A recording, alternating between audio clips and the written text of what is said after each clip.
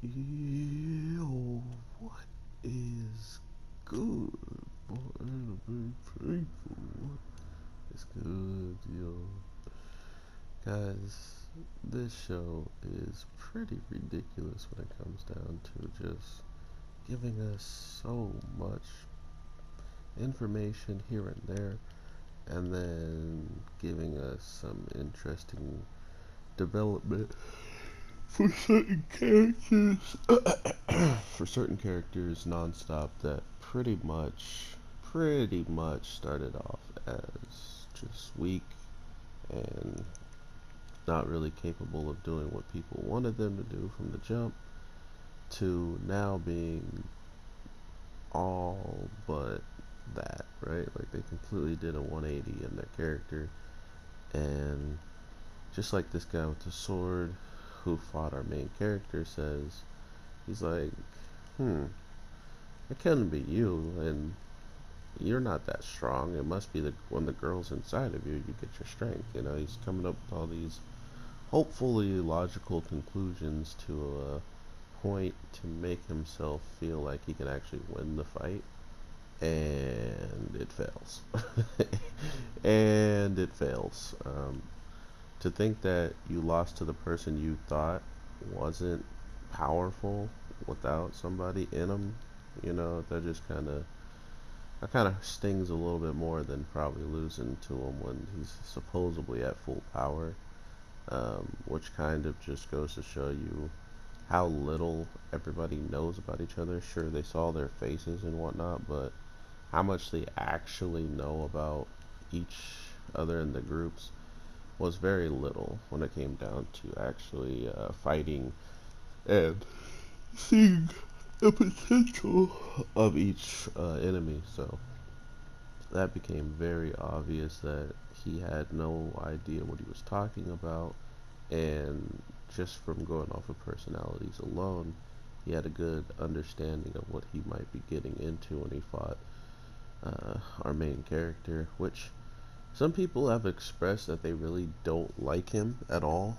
and they don't care for his character, which is fine. I mean, I'm pretty sure there's a ton of characters out there that get this at the beginning and end of their show, so it's not like it's unheard of, but at the same time, I like his character now. Like, I didn't like him in the first like couple of episodes, but easily you can see that he was changing dramatically and very quickly every time it kind of things called for it, right? Like as soon as it called for him to be a certain way, he started to act differently. He started to see things in a different light. For instance, he's a lot more of a killer for Claire than he used to be, and because of this, it's kind of obvious that if he were to just do this stuff by himself from the start, he probably would have been dead, right? Like he would have easily been taken out because he wouldn't have fought back with that girl that just wanted the coin. He would have gave her the coin and probably maybe lived if she felt like letting him live, right? Like that's the problem with a lot of these main characters when they refuse to fight or refuse to defend themselves. They pretty much just put their fate in the hands of the villain. They're like, oh, well, since I didn't do anything back, will you spare me? Like, no, we're not going to spare you, bro. Like, just like how they saw your face this week's episode or last week's episode and you were worried about killing them. Now you gotta imagine that every single person that's intelligent enough to know that they might be in a dangerous position would do the same thing that you wanted to do, right? But of course, not a lot of people think about that. Everybody wants to think that they're more intelligent or superior to others, so they're like, oh, well, just because their faces got shown doesn't mean they're going to want to hide that identity and stuff like that, you know? Um, but regardless, we are in the same boat. Well, I'm in the same boat as the people who are on the team with our main characters. They're terrified of them. They are actually, scared that not only did they go through this situation very easily and kind of just walk away from it. They're all trying to figure out how they're so calm, how they're so relaxed about pulling off a plan that they did that wound up taking, a ridiculous amount of people's life. Even though it didn't kill all of them, they are still just living with that on their conscience, like they did kill everybody, right? So that's another amazing part of the storytelling, is it doesn't matter how many people they actually killed in that situation. The fact of the matter is they actually did kill, and in a pretty low, uh, low means way of doing it. But at the same time, they were dead. They were 110% dead, and the only reason why they're alive is because they actually went through with this. So, who cares at the end of the day? You know what I mean? These people are being pretty ungrateful, being afraid, and saying that the people that they're with are kind of evil and stuff like that. When if what happened didn't happen, they would all be dead. There would be no story. The story would be over. The story would have been, wow. And they really were trying to fight for the coins, and they all died by this one gorilla guy. You know what I mean? Like, they straight up had to take this gorilla guy out of the picture some way, somehow. And what better way than making him a better character than some of the characters we've already been watching, even though he's been destroying and murdering and forcing people onto his side. But some of the people he didn't need to do that, because they were misfits, because they were just like him at the end of the day, and he wanted them to have a home to call their own, just like he wished he had a home to call his own, until he found these people who he could put that home title on.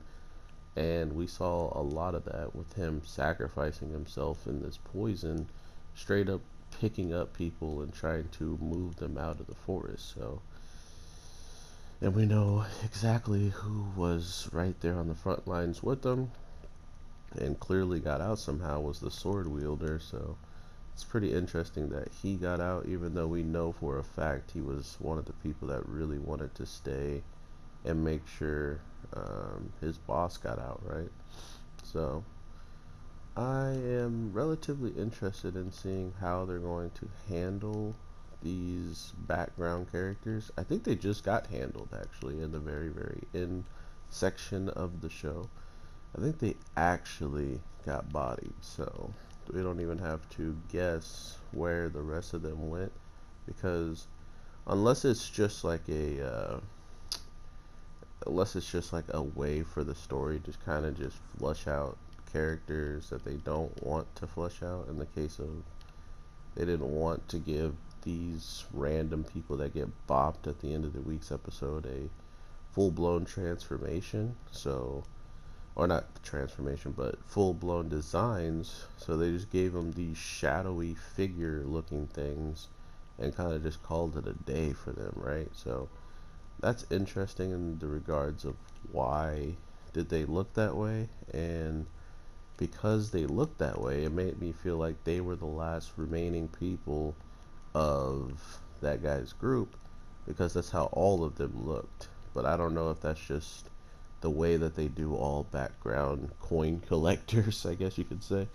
Um, so yeah, I'm interested in seeing if there's actually reason behind them doing that type of reveal for those people, like that type of body. Because you got to remember as well, whenever all those people were surrounding our group with the people that got poisoned, they all just look like shadowy figures that were monstrous, and that's what all these people look like. So we'll have to see if that's just a design choice for people that they don't really care about up giving like a whole different design and stuff like that. But we see who the first person actually is who gave the alien the idea to start all of this, and it's almost as if it's her fault that she got the people that are uh, in it this messed up. So she shows a phone to the alien of the picture of all of her friends, and now we see at the end that one of them straight up has her, the one who told the alien, I'm gonna text these people and I'll be able to get you, I'll be able to get you some people that will for sure, like play this game and for sure help you collect coins. And come to find out, she is now bound and like tied as an ability for this guy that she wanted to help, and we know nothing. We know nothing of how this has come to pass besides the fact that we can guess and be like, well, the alien has the power to turn someone into a costume, so what's stopping him from turning, uh, that girl that wanted to help into someone else's power, and then after you become that someone's power, you're you're kind of just stuck. Or maybe she was capable of roaming around and stuff like the costume, and this guy kind of just owned up and took it over. I don't know, man. But what I do know is I'm looking forward to seeing where the season finale can go for this show, what's going to be the end game of it all, and what you guys are feeling about this week's episode and just in general the show as a whole, because it's pretty nuts, but at the same time, it's not anything I haven't seen before, and it's not throwing me off too much by just being what it is. So, I hope you guys had an amazing day, night, evening, whatever the case may be when you're watching this. I am your boy, the Anime G, and I will definitely talk to you sooner than later. So, with that being said, check out the other videos. Tell me about animes that are coming out that you might want me to talk about or that you enjoy yourself that I should look into. Anything like that, I appreciate it, and I'll talk to you later. Peace.